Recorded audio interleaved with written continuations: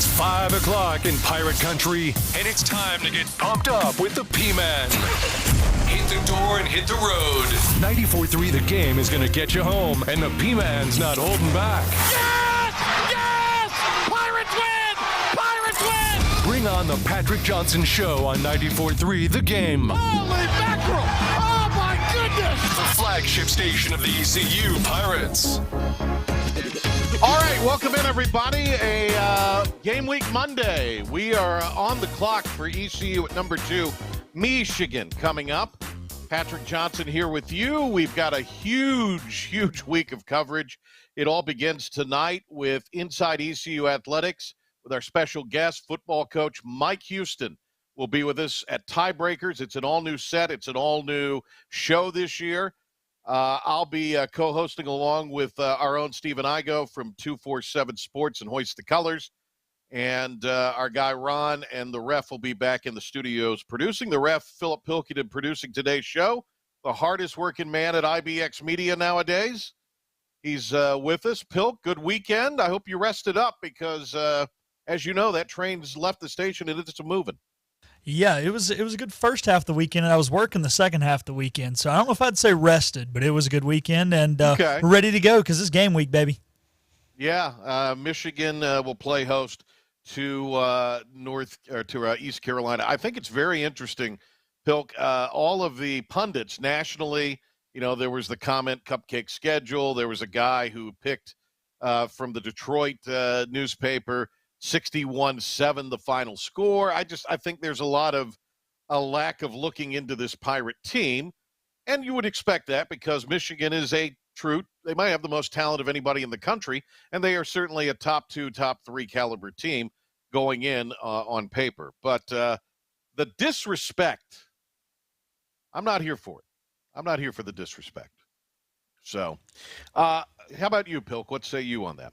I'm not here for it. We had Coach Shankweiler on. He brought up a really good point on Igo's show today on Hoist the Colors that he thinks the reason this is happening is because there's a lot of talented players on this roster, but because you haven't seen them on the field yet, people are disrespecting them. But I'm not here for it, and I think the Pirates put up a good fight. Well, we'll see. You don't know till you line up between the white lines and the pigskin is snapped, so we shall see. All right, much to get to here today. In a few minutes, we're going to talk to Brett Friedlander. He'll be with us from Saturday Road. Friedlander will be talking about the latest with the ACC expansion and how this affects the American and SMU and all of this. So we'll get into some of that with Brett. Might even talk a little college football with him. Big game in Charlotte this weekend. I was hearing all about that from folks this weekend, and that is South Carolina and North Carolina at Bank of America Stadium. I'm sure, Pilk, a lot of your friends in the Charlotte Metropolitan are talking about it as well. The other thing that I have heard or that we will talk with, or guess we will talk with, easy for me to say, is Jay Sonny Sonnhalter. He'll be with us in the early week portion of games throughout the season and shows throughout the season. So Sonny, who has 3 games this week calling football, will be on with us to talk about the Pirates at Michigan and other Week 1 matchups. He's looking forward to other Week 0 matchups that he had thoughts on. We have all of that. Pilk will rock you to sleep the back half of this thing potentially. And we'll also have, I think you're going to enjoy this, the return of the 94.3 The Game Sports Update and Pirate Report. Pilk will have that with you. If you're on the radio side coming up in just a little bit. But right now, little thing we like to do on Mondays, especially after momentous Mondays, weekend winner, weekend worst. It's time for Weekend Winners. Yes, I win! Game over! I win! And the weekend's worst. Worst day of my life? What do you think? Here on the Patrick Johnson Show. All right, Pilk, I know you've got a couple. I'll start things off here on weekend winners, weekend worst. We already talked about the disrespect nationally our Pirates are receiving. Panthers, you know, they cut their roster down. Tomorrow's the deadline at 4 o'clock. I didn't watch anything but the highlights. I think it's a good sign that Bryce Young threw at least a touchdown in Friday night's game. I don't know how much you saw it of Pilk, but I'm going to say for now a little weekend winner to Bryce Young of Alabama. Slow on the uptake today, I am, Pilk. So, as far as I'm concerned, I saw some signs from what I've read and what I have seen in the highlights. So let's give that a weekend winner. You're a winner. Weekend winner. Do you agree or do you disagree on that? Because you can't read anything in the preseason. No, you can't. It's unreadable. He looked composed in the pocket and delivered some very good balls, and it seems like a lot of the ones that were incomplete, only his guy was going to be able to catch them. So I agree with you there, P-Man. Okay. He got comfortable. All right. Let's see. A weekend winner. Hit it. You're a winner. Weekend winner. Obviously, Victor Hovland. I'm a big fan of this guy. He's been in contention all year. I think he finished hot. He finished strong. Shot a record low number last round to win last week the BMW, and then at East Lake in Atlanta takes the Tour Championship by going 63. Finishes 27 under. Whew. Eighth player to win consecutive FedEx Cup playoffs. His sixth win of his career. But I got to give Xander Schauffele. We all need to love somebody like Brian Moll loves Xander Schauffele. And I got to give both guys a shout-out because that was Schauffele in a normal situation would have won. He would have won. So I give that a weekend winner. Anything out of the golf for you, Pilk, on that? Any response? I think you pretty much hit the nail on the head with everything there. Schauffele was amazing. But, Hovland was just otherworldly. He was Tiger-esque, dare I say. Let's see. Let's do a weekend worst. You blew it! Weekend worst. I don't know about you, Pilk, but I just thought, I realize Notre Dame is pretty good. I don't think they're great, but I think they were pretty good, right? Yeah. Or are pretty good. Yeah, they're solid program. And how about Sam Hartman? Of course he's 30, but Sam Hartman's a baller, obviously. But boy, Navy looked bad, and I certainly acknowledge Notre Dame had something to do with that. But the mids looked really, really bad, and they looked. Remember a couple years ago in the COVID year, they opened against BYU, and there was nobody in the stadium, and the game was like 63-0, and that was kind of the beginning of the end for Ken Niumatalolo. Yeah. And he blamed it on the state government for not allowing them to practice tackling due to COVID. Yeah, that was bad. But he may have had a point there. But what I'm saying is, it just that's Navy didn't look quite that. I think that bad was exacerbated because there was nobody in the stadium, and you can hear it was just a weird night because that was the Labor Day game against BYU. It was just weird. But I almost think. It was pretty bad. It was right up there pretty bad. And it was up there. I got to find a new weekend worst. You stole mine, Patrick. Good job. I was going to go with the Michigan. You could go ahead and do it, too. I'm sure you got things to say about it. So do a weekend worst and you rail on Navy here. I don't have any sympathy for Navy because of what they did to Coach Ken. Niumatalolo is a class act. But go ahead and do weekend worst on that, Pilk. Take it. You blew it! Weekend worst. So, building off what Patrick said, that was just an abysmal performance. Offense was bad, defense was bad, special teams was bad. I sound like the coach of the 77 Buccaneers right now. It was horrible. Like I said, what they did to Ken, I loved Ken. Gosh, this, you want the American to be good. That's the thing. You want the conference to have prestige. I'm going to pull against Navy when they play ECU. I'm sure going to pull against them when they play Army. But other than that, I was hoping they would at least make the conference look decent, but that was abysmal. Like I said, it was just, fumbling the ball too early in the game to go down 14-0 early. It's one thing when they're more talented than you. It's another thing when a team's more talented than you and you're just coughing up the ball. It was, It was like watching the Little Giants. Did you ever see that movie, The Little Giants? Yes. Yeah. It looked like them in the first half. Oh, it was horrible. And there was only one game on at that time. They even made it worse. There's no game to change it to. Yeah, if we're going to do week 0, we got to put some more games on. All right, weekend winner, I guess, here. Let's go. You're a winner. Weekend winner. What's this guy's name that won at Daytona? Chris Buescher. Chris Buescher, not Buescher, but Buescher. Like Kyle All right, Busch, you're but a with an ER on the end. Right. You're a NASCAR fan. What's the book on Buescher? I mean, I'm happy he won because it's the last race of the NASCAR regular season. Who knew? But now they're going to their playoff, and nobody will watch it, unfortunately, because NASCAR's got to get it together. I almost am tempted to. We could give NASCAR a weekend worst every weekend, but go ahead, Pilk. That's rough. What's the book? What's the book on Buescher? Buescher, he's one of those guys. So he had one career win before he joined RFK Racing a few years ago. The new car has really helped them out and put them at the same level as the big teams. He won a race last year at Bristol, and he's won 3 of the last 5. It seems like he's finally coming into his own and kind of finding his knack in the Cup Series despite being in his mid-30s. Bubba Wallace did clinch a playoff spot. He was on the bubble, and he did after finishing 12th.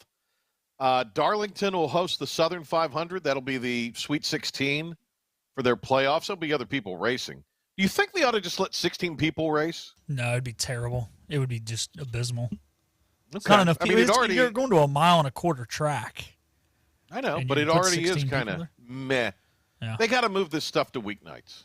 Yeah, when it gets to I'm this with time you. of year. In a way, I agree with you, but in a way, I'm glad it's Sunday because if it was a weeknight, I wouldn't get to go this week, and I get to go on Sunday. So, Well, maybe this week you don't do it because there's no NFL. yeah, Maybe, but when it gets to the NFL, I think you got to try to place this thing in prime time. yeah, I Wednesday think. night when there's no football on. Yeah, that'd be a smart idea. All right, Pilk, let's do your weekend winner before I close with one.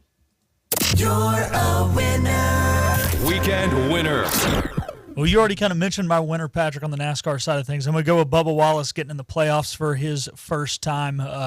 He's had a pretty consistent season. He has proved now that he can actually run on short tracks and road courses, where he struggled throughout the beginning of his career, and pays off well. He gets in the playoffs. Obviously, he was fortunate that there was not a new winner this week because that would have knocked him out and taken that 16th playoff spot away. But congratulations to him and 23XI Racing on getting both of their cars into the NASCAR playoffs.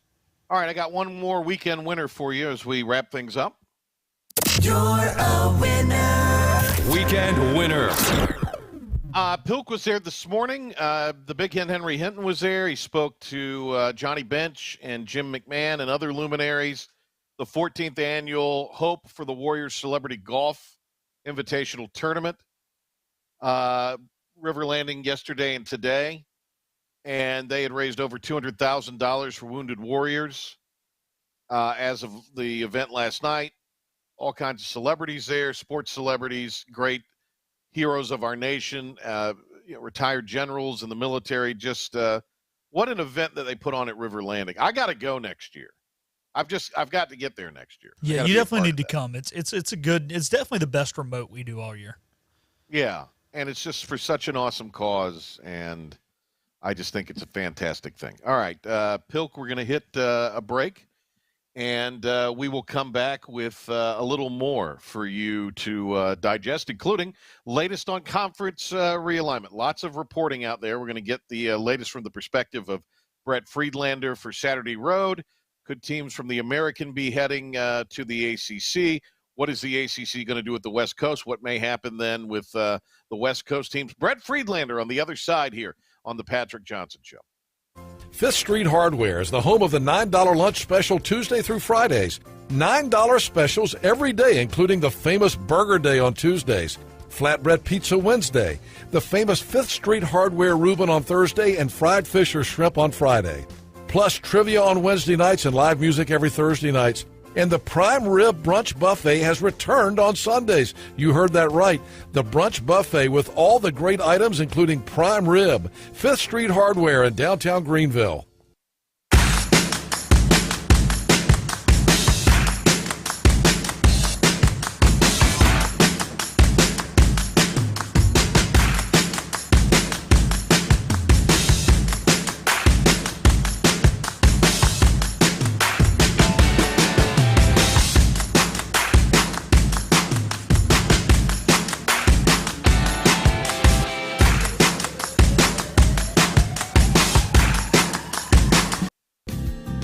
big tax credits are back. Get a 30% tax credit, up to $2,000 off your new Mitsubishi electric heat pump install. Let Comfort Master help you take advantage of the tax credits with a qualifying Mitsubishi electric ducted heat pump or non-ducted Mitsubishi electric mini splits. Mitsubishi electric mini splits are ideal for bonus rooms, garages, or sunrooms. If you need a new HVAC unit, call Comfort Master today. Call Comfort Master.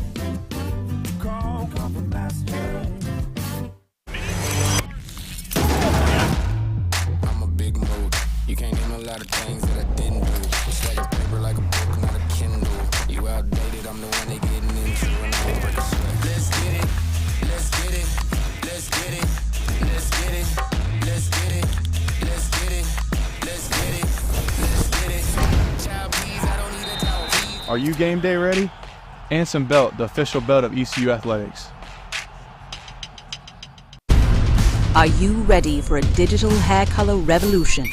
The Color Master Factory by Chi and LG. A masterpiece of innovation, unlimited color formulations, limitless possibilities, long-lasting color. Chi.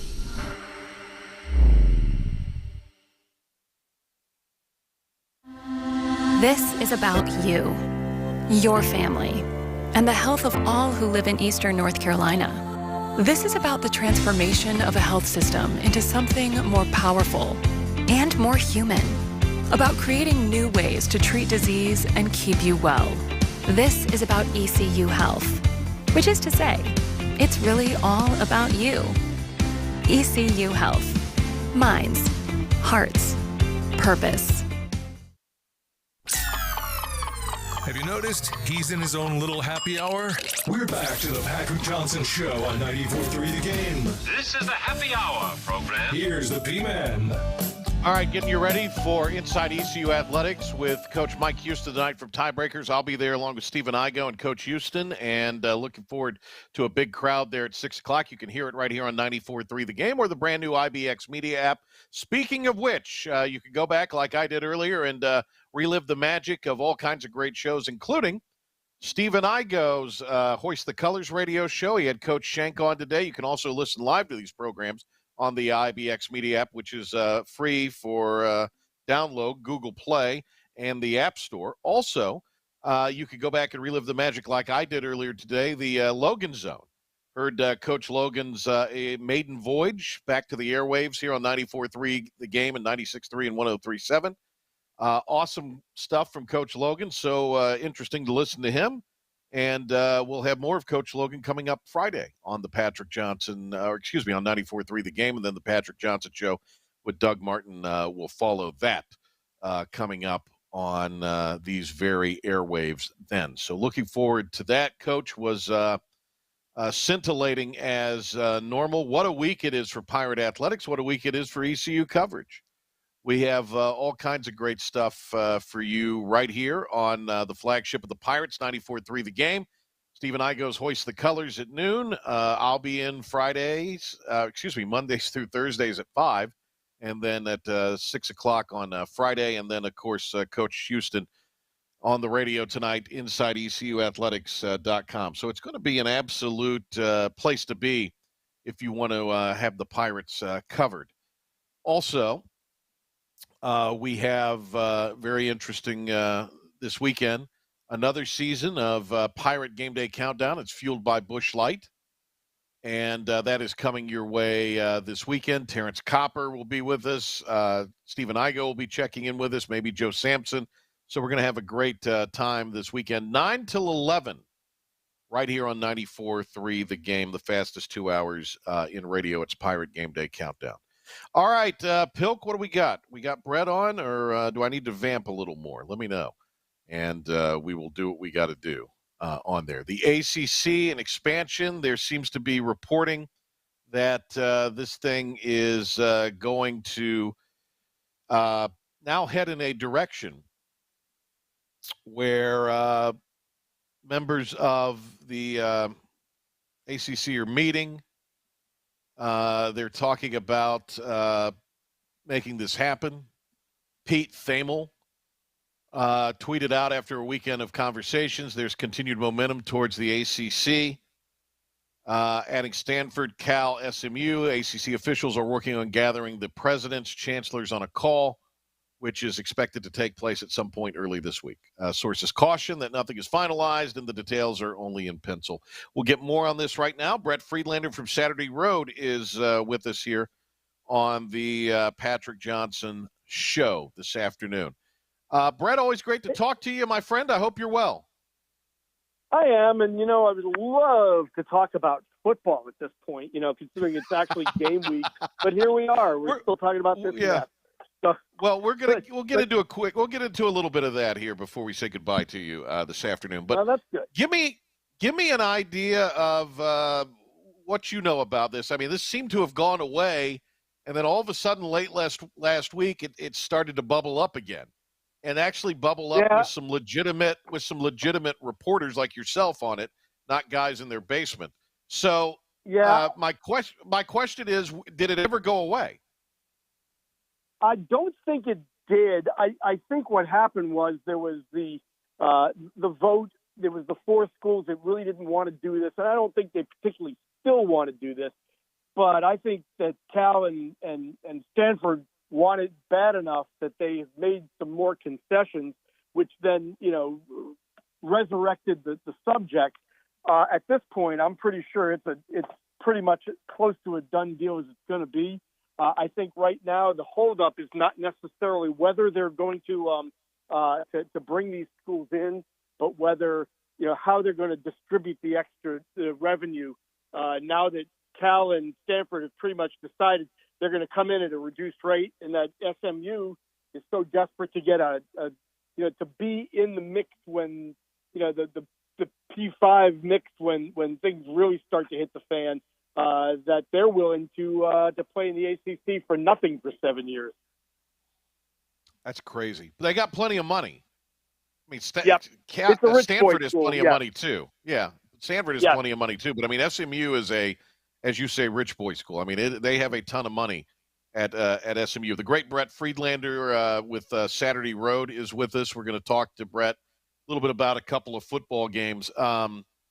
So, I'm kind of curious, Brett, with SMU, and we probably have talked about this before, where I can understand Cal and Stanford to a degree. How did the SMU thing kind of come about?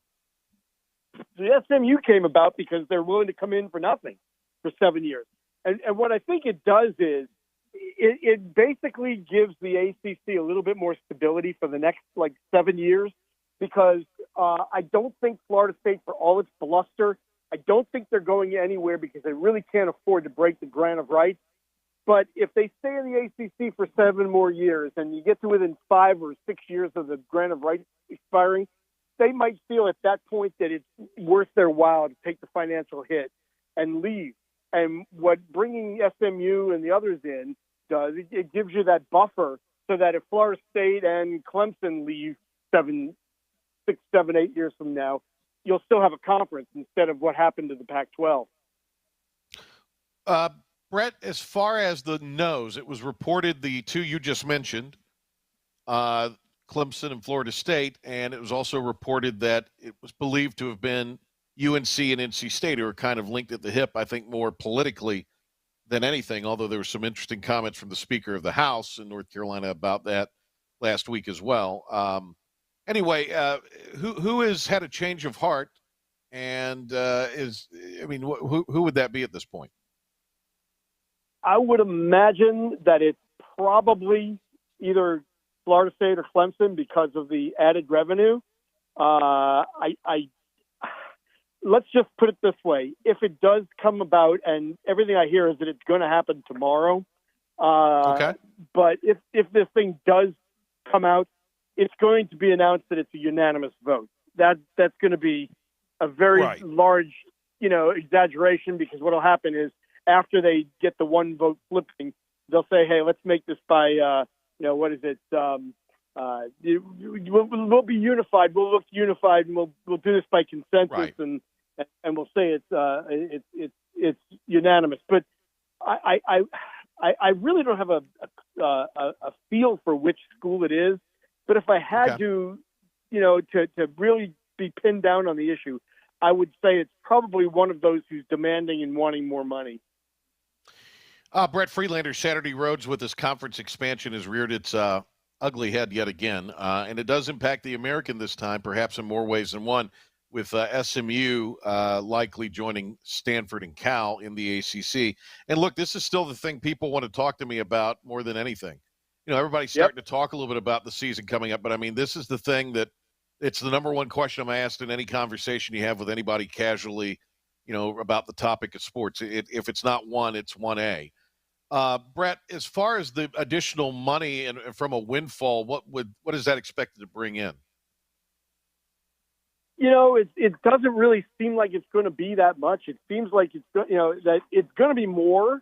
Maybe a few million extra, like maybe between $3 and $5 million each per school if they just divide it evenly. It may come down to the whole incentive-based thing. The better you do, the more you get.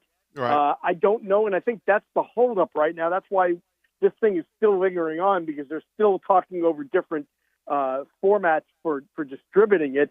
It's not going to close the gap significantly on the Big Ten and the SEC. It will close the gap. It'll be more, and it'll be something symbolic, if nothing else. And it'll be obviously a step forward. I mean, the actual adding of those three schools makes zero sense whatsoever. But I mean, anytime you can bring in more money, that's what this is all about. Not only are they going to get a bump from ESPN by adding more schools, and they're going to be able to distribute it a little bit, more unevenly, because they won't be paying the new members as much, if at all. But you'll also now be able to get carriage fees for the ACC network in Texas and in California, which are the two biggest states in the country and have the biggest viewerships. So I would imagine that would bring in a pretty good, amount as well.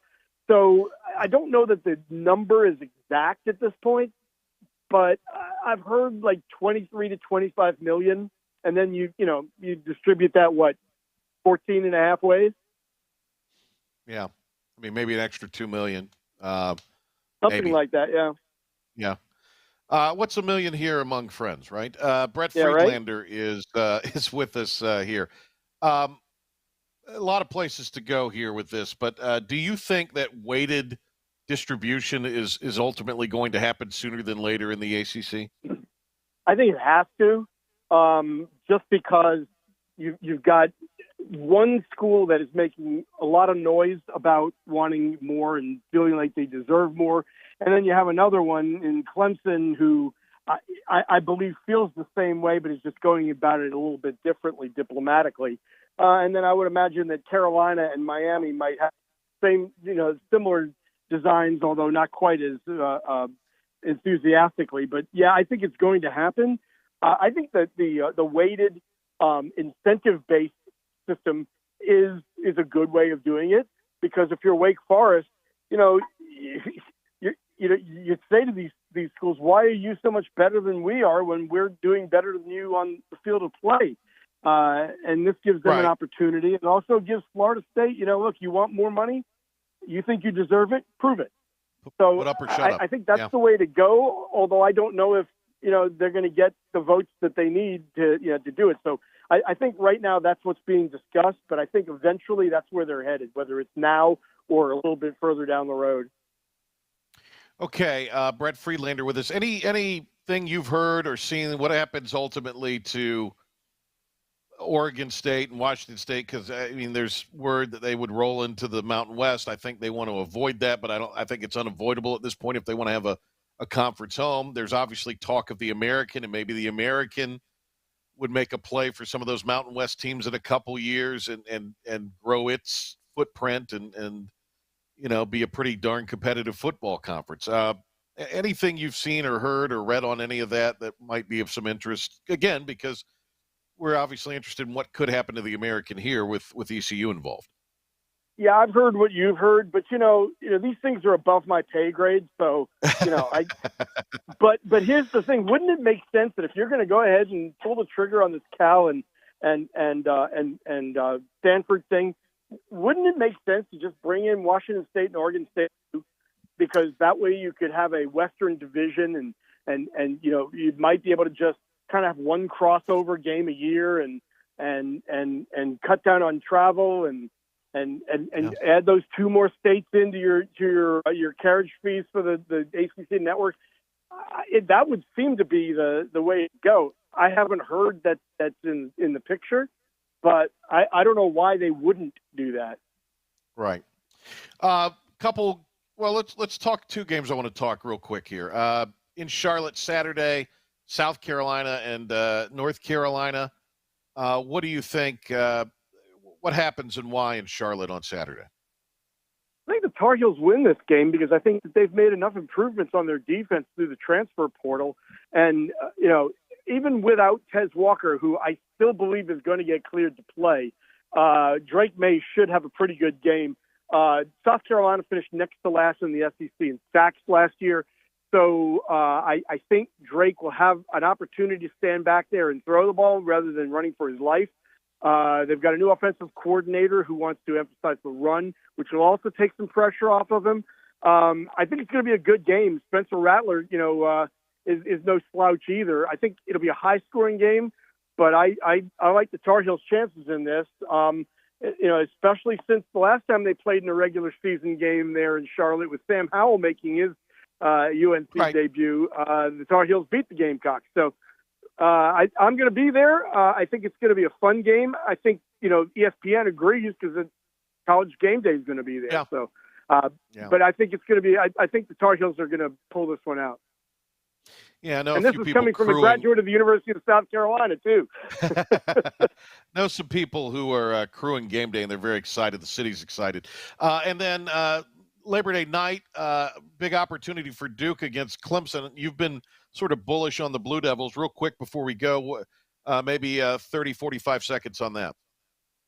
Well, if you're going to catch Clemson, this is the time to do it because Cade Klubnik and his new offensive coordinator, Garrett Riley, still may not be on the same page.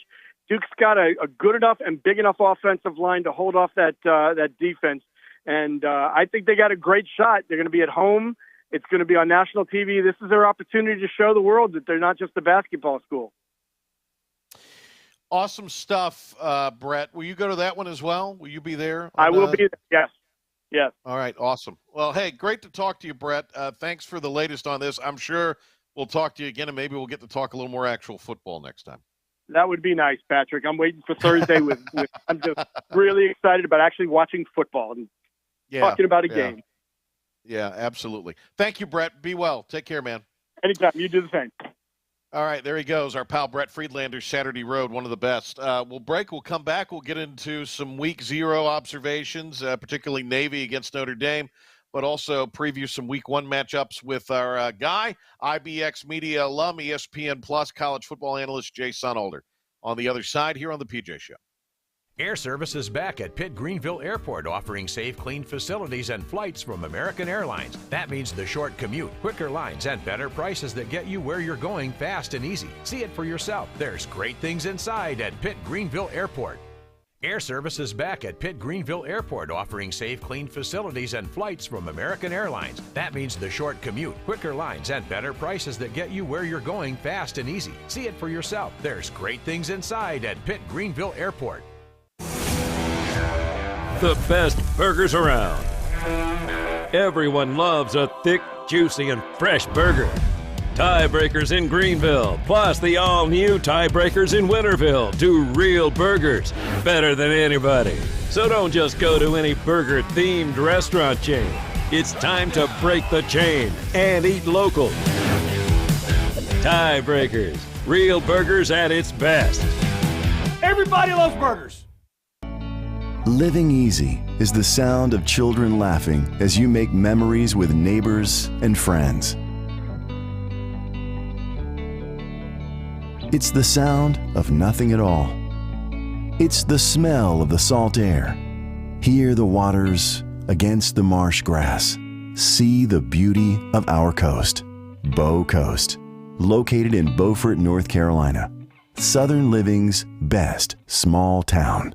Just because voice-over IP telephones are the latest technology in the telephone world doesn't mean they're the right choice for you and your business. Whether your internet provider is unable to support a voice-over IP phone system, or you don't have a need for high-tech features and simply want to stick with a traditional system, Spain Telecom is here to help. Spain Telecom offers a variety of services to keep your business connected and competitive. We're confident we can find the right phone system for you and your business, a system that addresses all your communication needs. Looking for a new phone system that won't break the bank? In addition to new systems, Spain Telecom also offers gently used systems that are in great shape and can save you money.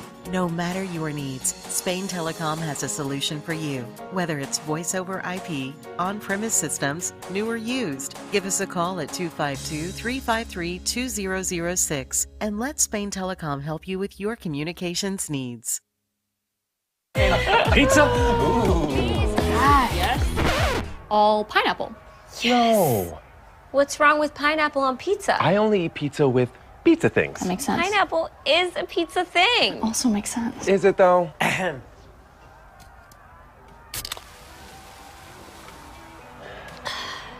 This tastes great.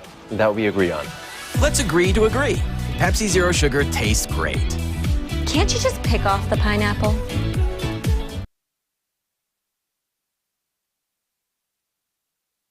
You ready for this? Oh, I'm very ready. Okay, ready? You ready? Streaming to the world at 943thegame.com. This is the Patrick Johnson Show. Now, in all his glory, here's the P-Man. It's Monday, and throughout the football season, that means Jay Sonnhalter, IBX Media alum, one-time ECU tight end, and ESPN college football analyst joins us here on the phone. That's right, ladies. Sonny is with us, and if you're watching on our video feed, you can hear him in what sounds like an escape room where things were hissing. Are you there, Sonny? What's going on? I'm here. Is there an air leak? Is there an air leak in the room? There we go. There's my guy. My background's still boring, though, this week. Yeah, I don't know what you're up to there, and I kind of wonder sometimes what's going on. All right, week 0. Do you have any observations from week 0 other than, Navy looked really bad? Well, Navy just got overwhelmed. I think that's a case of Notre Dame being good. I think with Sam Hartman, they're going to be the real deal this year. They look big. They look good. And Navy, just after the first drive where they didn't convert on the 4th down opportunity, it just wasn't their day. But that was my big takeaway. Notre Dame's legit. I think they're ranked 13th preseason. I think they're going to be the top 10 team that's going to be there trying to get a playoff spot. I don't think their schedule's that tough. And then Caleb Williams looked amazing against San Jose State. Yeah. So those are really the only 2 games that mattered week 0. And the defense looked like a Lincoln Riley defense because they allowed 28 points to San Jose State. So that's going to be the thing that's going to be their issues. I don't think a lot of people around the country talk about that enough. Is their offense is going to be amazing and they're going to have a chance because of that. I just don't know if you can win a national championship if you don't play defense. And I don't think they focus on that out there. Jay Sonny Sonnhalter is with us. Sonny will be in upstate South Carolina Thursday for Tennessee Tech, the Golden Eagles, taking on the Furman Paladins. And Sonny will be on the call for ESPN Plus on that one. So check that out at 7 o'clock. Sonny will be with me Friday for Friday Night Rivals in the Triangle Market on MyRDC. And then Sonny will be in Charlotte. He's crisscrossing the Carolinas. He'll be in Charlotte on, is it Saturday evening? Yeah, 6 o'clock, isn't it? When the Biff Poggi era begins in Charlotte. And Biff Poggi. That's it. That's it, Biff. And the 49ers will be taking on South Carolina State. Sonny will be on ESPN Plus for that one as well. All right, Sundog.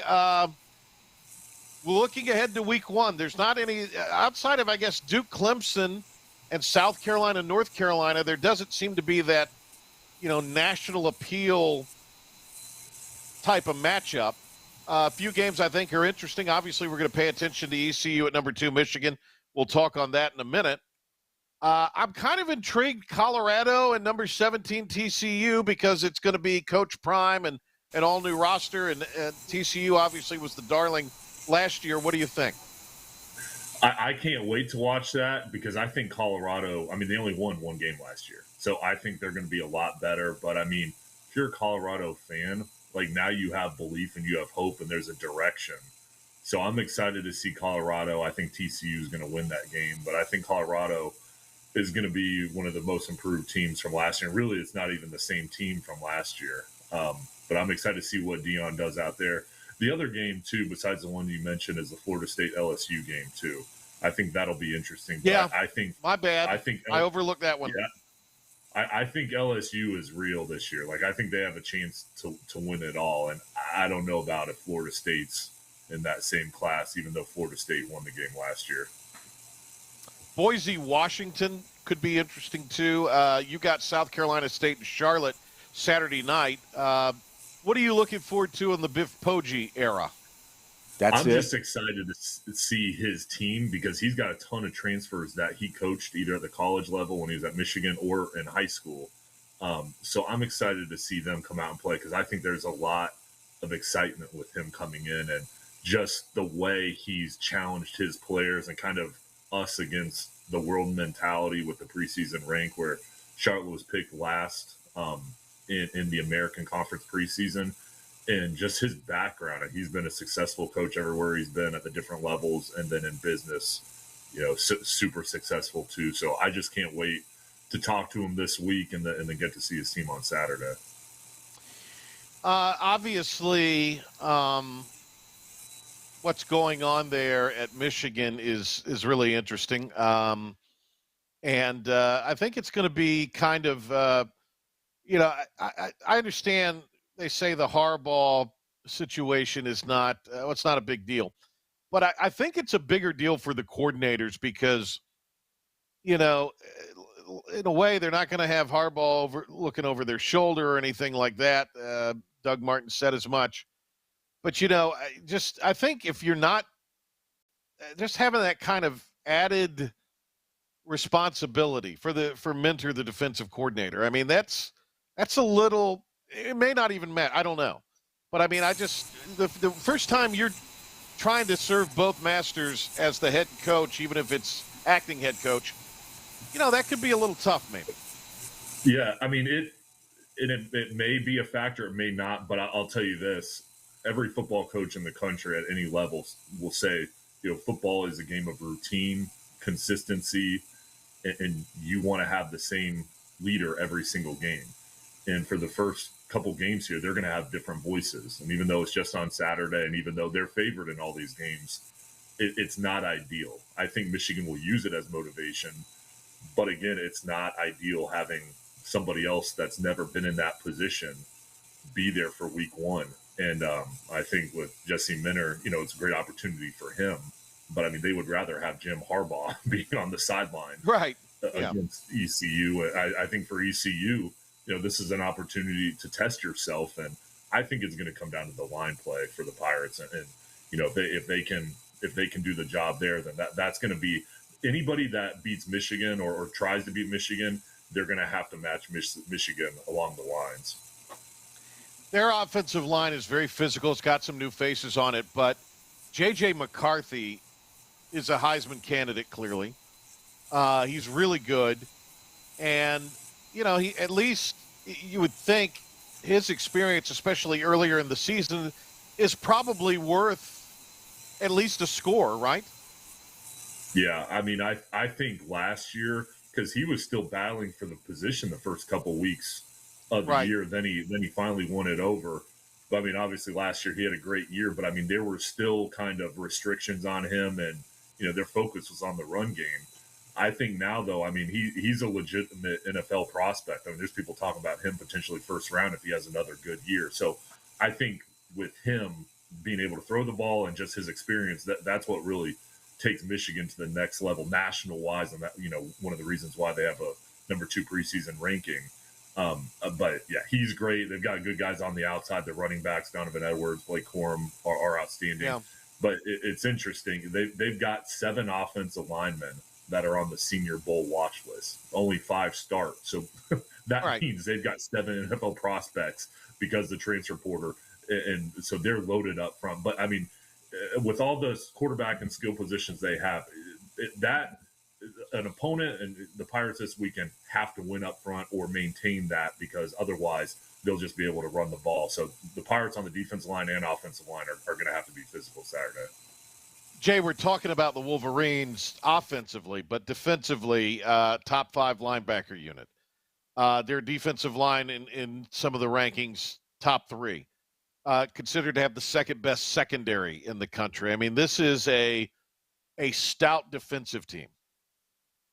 It's great on the defensive side. They can rush a passer. They're fast. They're experienced. Harbaugh talked about they've got 15 to 20 guys that are going to get drafted off this team, and a lot of those are the defensive. So I think, the tape that you watch, they weren't perfect in every game, but the tape that you watch is the Ohio State game from last year and how physical they were with the Buckeyes. And you see how good that defense is. And a lot of those guys are back. So, there's not a lot of weaknesses on this Michigan team. Jay Sonny Sonnhalter's with us here on the Patrick Johnson Show. Jay will be on Thursday, ESPN Plus, calling the Furman Paladins at home against Tennessee Tech. Then Saturday, you'll see him on ESPN Plus as he will have the South Carolina State Bulldogs and the Biff Poggi-led Charlotte 49ers on ESPN Plus at 6 o'clock. Have you talked to Poggi yet, or is that later in the week? Well, that'll be later in the week. Yeah, on Thursday. Okay. All right. Will Biff show up to the announcers meeting in a sleeveless shirt like he did the Charlotte Chamber Luncheon or whatever it was that he went to? I wouldn't expect anything less. Have you considered maybe slicing the sleeves off your jacket and shirt with the tie and all that as a way to honor Biff Poggi, perhaps? I'm going to bring 2 suits. I'll bring a regular one, and then I'm going to cut another old suit, so that way I'm prepared for yeah, you got to be prepared for anything. You're like a Boy Scout. All right. That would be a good look, especially if it's warm. All right, enough of this foolishness. Let's get to ECU's side of things. What are you most looking forward to? I mean, you mentioned physicality up front. ECU is going to have to try to match that. What else are you looking forward to seeing out of this Pirate team as it will make its debut with a lot of new talented faces on Saturday? Well, that's it. I mean, just to see the new faces, and obviously Mason Garcia is number one. Everybody wants to see him and, see what he can do and see what he looks like. But I going back to the offense and defensive line, it's all going to come down in any ball game, but especially this one. If the offense and defensive line give you a chance, then that's going to allow your quarterback and your skill players to do their job. And then on the defensive side, if you can stop the run, then you'll be able to get Michigan into passing situations. And honestly, that's probably, if they have a weakness, they don't want to be in 3rd and long situations. They're not used to that. So that's the first thing I want to see, is how physical the Pirates offense and defensive line is. Then after that, just want to see the new faces, see Mason Garcia and Rajay Harris, see how he looks running the football coming back from after from the injury. But those are the main things. I'm so excited to see this year's team and see how the Pirates look. And, as a player and as a coach, you want to go against, the preseason favorites. You want to challenge yourself, and Michigan's up there for national championship. And you want to be in that environment at the Big House. I mean, this is going to be so fun for the program to go and test yourself on the road. Yeah, absolutely. What an environment it'll be. Sonny, when you last thing here for you, when you were playing with the new quarterback, you as a receiver, what are the things that you have to maybe be a little cognizant of, or is it still just football and you're out there doing your job? Well, I think the biggest thing is, guys, no matter who the quarterback is, you've got to do your job. But you recognize, this is a big opportunity for Mason. So you've got to go out there, and if you're an experienced player, or even if you're a new player that's a wide receiver, tight end, offensive line, whoever you are, that there's going to be a lot of pressure on the quarterback in this game. And for him, this is his first big opportunity. So you want to go out there and do the little things to make his job easier. Make sure that you're locked in your focus and come away, if you're a receiver or tight end, come away with that big catch. Make sure you get open. Do whatever you can, especially early on in the game, to make sure you calm your quarterback and make plays for him. And that's really a huge thing, is when you have that connection and the chemistry with the quarterback, whether that's offensive line protecting for him or a receiver running back you're going to play harder for him. And I know that Mason has great relationship with his teammates, and I really expect, the other players and the returning guys to step up for him and do their best and play at their best to help him out. Got to run the ball, Jay. That's what I say. Got to run the ball. Got to be special and special. I just took T-Cop's keys, but anyway. And Patrick, I think that is going to be huge in this game to get to use the clock and make sure you shorten this game down. But you've got to run the ball, play action pass, do good on special teams, all the little things to help out your offense, because it's not going to be easy against Michigan. You're going to have to do the little things, and running the football is going to be huge in this game, and play calling as far as you're making it second and third and short situations. Good to talk to you, Sonny. We'll see you later in the week. Yes, sir, buddy. Thanks so much. All right, there he goes, ladies, from video, Jay Sonny Sonnhalter. It sounded like there was like a helium leak in there, not with his voice, but like in the background. I hope everything's okay. All right, thanks to Brett Friedlander. Thanks to Jay Sonnhalter. I'm going to split, head over to Tiebreakers. Don't forget, it is Inside ECU Athletics with special guest Mike Houston. We'll have it for you. Stephen Igo and I as your affable co-hosts. And we'll bring that to you right here on 94.3 The Game and the IBX Media app at 6 o'clock. So just minutes from now, if you're with us on the radio side. Speaking of which, more from Philip the Ref Pilkington, as he'll take you home and get you ready for all the other things we have going on this week and any other notes that we missed from today. So stick and stay here on the Patrick Johnson Show. The Ref, Mad Dog Pilkington, wraps it up. Fifth Street Hardware is the home of the $9 lunch special Tuesday through Fridays. $9 specials every day, including the famous Burger Day on Tuesdays, Flatbread Pizza Wednesday, the famous Fifth Street Hardware Reuben on Thursday, and fried fish or shrimp on Friday. Plus trivia on Wednesday nights and live music every Thursday nights. And the Prime Rib Brunch Buffet has returned on Sundays. You heard that right. The Brunch Buffet with all the great items, including prime rib. Fifth Street Hardware in downtown Greenville.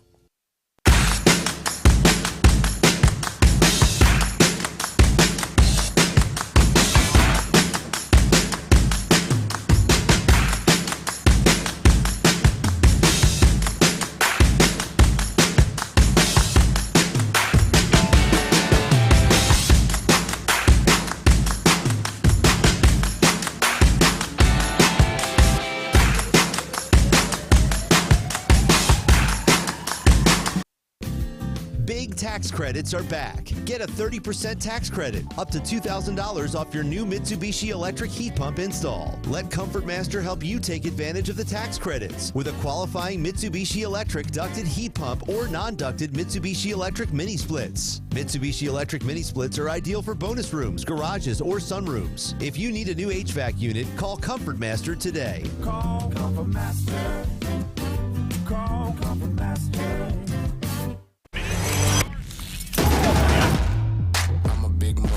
You can't name a lot of things that I didn't do. Stacking paper like a book, not a Kindle.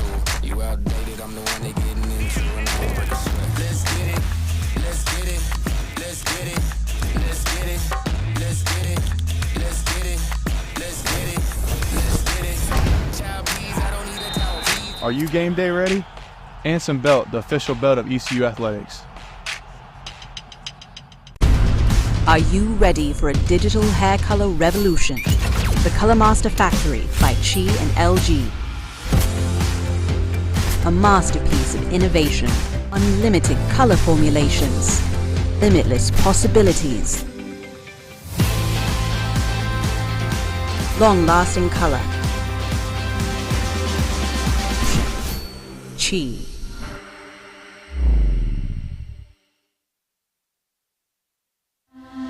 This is about you, your family, and the health of all who live in Eastern North Carolina. This is about the transformation of a health system into something more powerful and more human. About creating new ways to treat disease and keep you well. This is about ECU Health, which is to say, it's really all about you. ECU Health. Minds, hearts, purpose.